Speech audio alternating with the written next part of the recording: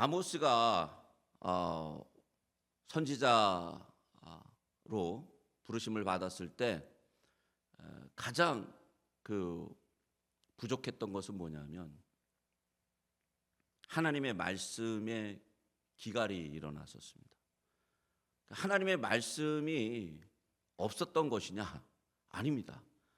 성경책도 있고요. 그 당시 구약의 성경책. 그리고 그 당시에 가르치는 제사장들도 있었고요. 그 당시에 그 성경을 쓰는 서기관들 또 해석하는 사람들도 있었어요. 그런데 말씀에 기갈이 일어난 것입니다. 양식이 없어 주림이 아니요 물이 없어 가람이 아니요 여호와의 말씀을 듣지 못한 기갈이라 라고 이렇게 선포하는 것이죠. 요즘 시대하고 너무 똑같은 것 같아요. 요즘에도 너무나 많은 말씀을 접할 수 있는 아주 좋은 프로그램도 많고 또 말씀을 들을 수 있는 기회도 많고 인터넷 클릭만 하면 좋은 말씀들이 계속 나오잖아요. 뭐 교회마다 웹사이트마다 말씀이 그냥 수백 개씩 이렇게 적재되어 있단 말이죠. 그동안 설교했던 것을 모두 모아놨단 말이에요. 그런데 사실은 그런 말씀을 많이 듣고 또 하는데도 왠지 모르게 그 말씀에 기갈이 일어나고 있어요. 왜? 말씀을 들으면 말씀이 충만함으로 인해서 정말 삶의 변화와 어떠한 생명의 생동력이 시작돼야 되는데 그렇지 못하고 자꾸 주저앉는단 말이에요. 자꾸 성도들을 보니까. 왜 그랬을까? 왜 뭐가 과연 우리를 그렇게 힘들게 하고 어렵게 하는 것일까? 무언가 부족할 것. 뭐가 부족해서 그런 것일까? 오늘 이 본문이 그거에 대한 해답을 주고 있습니다. 사실 무엇이 부족한지. 사도 바울이 3장 18절에 보니까 수건을 벗은 얼굴로 거울을 보는 것 같이라고 그렇게 표현하고 있어요. 이것은 어떤 분은 그렇게 해석합니다. 우리가 천국에 들어가면 그동안 많은 목사님들이 이렇게 해석하죠. 천국에 들어가면 그동안 우리가 예수님을 제대로 이렇게 잘 몰랐는데 그때는 얼굴을 보는 것 같이, 맞아요? 그때 그럴 거예요. 예수님을 얼굴과 얼굴로 보는 것 같이 그렇게 경험될 거예요. 그런데 그것만이 아니라 이 사도 바울이 지금 얘기하는 요 내용은 그리스도의 죽으심으로 말미암아 우리에게 주어진 새로운 시대에 대해 적용되는 말씀이라는 거예요. 지금 이 시대에 우리가 충분히 경험할 수 있고 충분히 우리가 봐야 되는 거라는 것이에요. 이게. 그러면 이 해석이 완전히 달라지죠. 우리가 미래에 본다면은 지금은 뭐 별로 부담이 없어요. 보나 안 보나 괜찮아요. 근데 이 해석이 만약에 지금 봐야 된다면 얘기가 달라지는 거예요. 완전히 달라져요. 우리가 매일 성경을 열심히 하나씩 적용해 보다 보면 우리가 어느 날 예수 그리스도의 형상을 닮아다 갈 것이라고 약속되지 않아요. 이것은 다른 종교나 자기 개발 프로그램은 이런 식으로 가르칩니다. 그러나 복음은 다른 종교나 자기 개발 프로그램이 아니에요. 의지를 발동해서 일상적으로 살면 변화할 것이라고도 얘기하지 않아요. 복음은. 오늘 본문을 통해서 사도 바울이 우리에게 정말 새로운 변화를 맞을 수 있는 것은 다른 것이 아니라 그리스도의 영광을 봄으로써 가능하다라고 얘기하고 있어요. 그리스도의 영광. 주의 영광을 보면 우리는 그리스도와 같은 형상으로 변화되고 그리고 보면 볼수록 더욱 그리스도와 같은 형상으로 점점 변화될 것이라는 말씀이에요. 만물은요 하나님의 영광을 위해서 존재했어요. 그리고 하나님은 그 영광을 나타내시기를 기뻐하셨어요. 우리는 둘 중에 하나예요. 하나님의 영광을 알든지 아니면 모르든지예요. 중간은 없습니다. 그게 성경이 말씀하시는 거예요.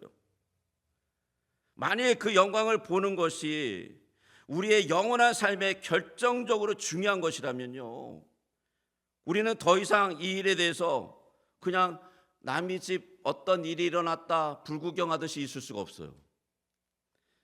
만일 이 영광에 대해서 알지 못하거나 보지 못한다면 하나님과 우리의 관계가 없다라고까지 성경은 기록하고 있는 것이에요. 그분의 영원한 진노를 받을 수밖에 없다라고까지 성경은 기록하고 있는 것입니다. 하나님의 영광을 보는 것은 아주 절대적이라는 것이에요. 절대적인 것. 여러분, 하나님의 영광은요, 하나님의 아름다우심이라고 표현할 수도 있습니다. 그것은 하나님의 온전한 광채라고도 표현할 수 있습니다. 하나님의 영광 속에 자신이 드러나기 때문이죠. 그래서 하나님의 영광은 이 땅에 자기 아들을 보내서 화목제물을 드리게 하시고, 그리고 다시 그 그리스도가 부활하셔서 하나님께서 어떤 분이라는 걸 증거하시며, 다시 그분이 이 땅에 재림하셔서 모든 역사의 왕이라는 것을 증거하는 것이 다 드러나 있는 거예요. 결국에는 하박국이 선포한 것처럼 물이 바다가 덮은 같이 온 세계에 하나님의 영광이 가득하게 될 것이라는 것이죠. 그러므로 우리가 먹든지 마시든지 다 하나님의 영광을 위해서 해야 된다고 바울이 그렇게 얘기하는 거예요. 그래서 우리의 모든 것이 하나님의 영광과 연결되어야 된다라는 것이에요. 연결되어 있다라는 것이에요. 우리는 하나님의 영광 위에서 존재해야 된다라는 것이에요. 성경적으로 볼 때 하나님의 영광을 드러내지 못한다면 사실 그것은요, 본질적인 가치를 잃어버린 거예요. 사실은 아담과 이브가요, 왜 에덴 동산에서 쫓겨나고 왜 그들이 삶이 망가졌습니까? 그들의 원래 목적이 뭐죠? 하나님의 영광을 드러내는 거잖아요. 근데 그 영광을 드러내는 그 삶에서 그 삶을 포기하고 그 삶을 떠나버리니까 어떻게 됩니까? 아주 비참한 사람들이 되잖아요. 죽을 수밖에 없는 사망이 역사하는 이 영광과 생명과 하나님의 이 영광과 우리의 삶은 아주 밀접하게 연관되어 있다는 것이죠. 자, 그러면 어떻게 영광을 볼 수 있습니까? 사도 바울이 이렇게 고백합니다. 고린도후서 4장 2절에 말씀을 혼잡게 아니하고 오직 진리를 나타내므로라고 얘기해요. 많은 거짓 교사들이 지금도 나타났고요, 계속해서 나타나고 있습니다. 왜 나타나는지 아십니까? 말씀을 혼잡하게 하는 거예요. 말씀에 다른 것을 자꾸 타는 거예요. 하나님이 말씀하시는 것을 지켜나가야 되는데 그게 아니라 세상적인 방법을 자꾸 끼워 넣는 거예요. 그래서 A.W. 토저가 이렇게 얘기합니다. 많은 교회가 기독교의 진리에 물을 타버렸다. 그리하여 그것이 독이라고 할지라도 누구도 죽일 수 없게 되었고, 약이라고 할지라도 그 누구도 고칠 수 없게 되었다. 이게 지금 현 시대의 교회들의 모습이라는 것이죠. 너무 안타까워요. 우리가 말씀의 진리를 위해서 목숨을 걸지 않으면 언제든지 우리는 이렇게 될 수 있다는 것이죠. 언제든지. 말씀을 먹었는데 그 말씀이 약으로 역사해야 되는데 그렇지 않다라는 거예요. 말씀을 먹으면 그게 생명으로 역사해야 되는데 그렇지 않아요. 왜요? 다른 게 자꾸 타여 있으니까. 고린도후서 4장 4절을 한번 같이 한번 읽어보겠습니다. 같이 읽겠습니다. 시작. 이 중에 세상의 신이 믿지 아니하는 자들의 마음을 혼미케 하여 그리스도의 영광의 복음의 광채가 비치지 못하게 함이니 그리스도는 하나님의 형상이니라. 우리는 그리스도의 영광의 복음을 보게 됩니다. 그리고 그리스도는 하나님의 형상이라고 그러는 것이죠. 즉 그리스도의 영광을 볼 때 하나님의 형상을 보게 된다는 것이요. 그러므로 우리가 하나님의 영광을 본다라는 것은 그리스도를 통해서만 보게 되는 거죠. 그리스도를 통해서만. 그리스도의 복음이 전파되거나 설교되지 않는 것은 절대 하나님의 영광이 나타날 수 없다라는 것이에요. 놀랍게도 이 복음은 어떻게 들리느냐? 이렇게 들려요. 우리의 마음 속에, 마음의 귀에 그게 들리게끔 되어 있어요. 복음이 전파될 때 우리의 귀로 듣는 게 아니에요. 우리의 마음의 귀로 듣게 되어 있어요. 복음이 전파될 때. 그렇기 때문에 하나님의 말씀의 선포가 너무 중요한 겁니다. 너무 중요해요. 하나님의 말씀에 예수 그리스도가 빠지면 그건 안 되는 거예요. 예수 그리스도가 우리의 왕이라는 것을 다시 한번 고백해야 되고, 그분이 우리의 생명이라는 것을 다시 한번 들어야 된다는 거죠. 그게 복음의 메시지라는 것이죠. 그게 빠진 설교는요, 사실 설교라고 할 수 없다는 것이죠. 그냥 밋밋하게 인간의 논리나 인간의 생각을 그냥 전하고 만다라는 것이죠. 사무엘상 3장 21절에 보면요, 어린 사무엘이 나옵니다. 우리가 잘 알잖아요. 엘리하고 어린 사무엘이 같이 이제 엘리로부터 제사장의 그런 역할들을 배워가는데, 하나님이 사무엘을 부릅니다. 근데 사무엘은 엘리가 부르는 줄 알고 엘리를 자꾸 찾아가요. 나를 부르셨습니까? 왜 부르셨습니까? 무엇을 할까요? 그러다가 엘리가 이제 2번 이상 되니까 깨달았어요. 아, 하나님이 부르시는구나. 그리고 사무엘에게 그래요. 3번째 부를 때에는 내가 여기 있나이다 하고 하나님의 그 말씀하심을 잘 들으라 그래요. 그러고 나서 이 사무엘이 하나님을 만납니다. 어떻게 만나요? 여호와의 말씀으로 실로에서 여호와께서 사무엘에게 자기를 나타내십니다. 이게 무슨 말일까요? 말씀을 통해서 사무엘에게 하나님 자신을 나타냈다라는 거예요. 사무엘은 귀로써 하나님의 영광을 본 사건이, 이게 귀로써 하나님의 말씀이 나타나는데 그 말씀이요, 눈으로 보입니까? 아니요. 마음의 귀로써, 아니면 실적인 귀로써 사무엘에게 나타나신 하나님. 이 사건, 하나님의 영광을 보았던 이 사건 때문에 사무엘은요, 그 삶 전체가 완전히 바뀌는 역사가 그때부터 일어납니다. 사무엘에게만이 아닙니다. 모든 성도에게 똑같이 이와 같은 역사가 일어납니다. 똑같아요.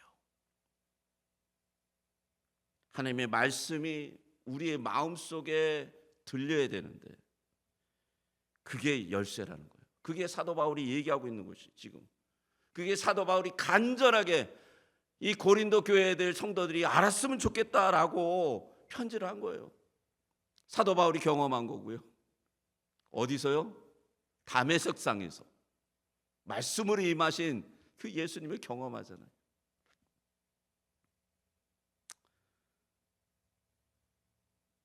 마귀는요, 그렇기 때문에 뭘 공격하는 줄 아십니까?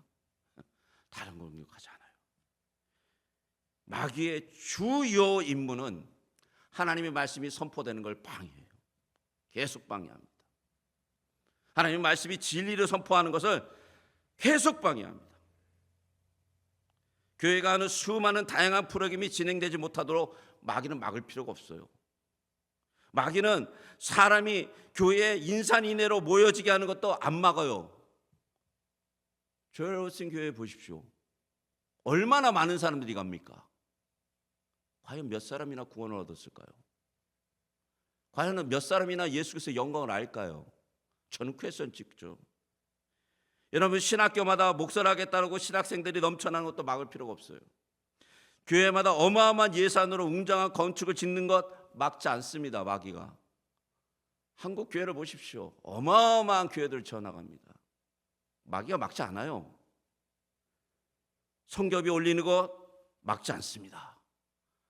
마귀의 주요 임무는요, 하나님의 말씀이 그리스도를 제대로 전파하지 못하게 하는 거예요. 하나님의 영광이 나타나지 못하게 하는 일이에요. 아무리 멋진 건물이 있다 해도, 아무리 많은 사람이 모였더라 해도, 아무리 좋은 프로그램이 진행되다 하더라도 마귀는 단 하나만 방해하면 돼요. 단 하나만. 자기가 그런 모든 것을 이길 수 있다라는 것을 알고 있어요. 뭐예요? 하나님의 말씀이 온전히 전파되지 못하는 거예요. 예수 그리스도가 존재하게 온전하게 전파되지 못하게 하는 것이에요. 하나님의 영광이 나타나지 못하게 하는 것이죠. 한마디로 그것만 하면 되는 거예요. 그렇기 때문에 마귀는 끊임없이 그 일을 공격하는 것입니다. 고린도서 4장 3절과 4절 다시 한번 읽겠습니다. 시작. 만일 우리 복음이 가리워졌으면 망하는 자들에게 가리운 것이라. 그 중에 이 세상 신이 믿지 아니하는 자들의 마음이 훈미케 하여 그리스도의 영광의 복음의 광채가 비추지 못하게 함이라. 복음과 복음의 영광을 가리는 것이 마귀가 하는 일이에요. 그래서 복음이, 설교가 존재하지만 복음이 없을 수도 있습니다. 이것이 바로 중세 말에 있었던, 마귀가 아주 성공적으로 일을 이뤄냈던 그런 사건들이죠. 그러나 하나님께서 그리스도의 영광의 복음의 광채를 다시 한번 회복시킵니다. 누구를 통해서요?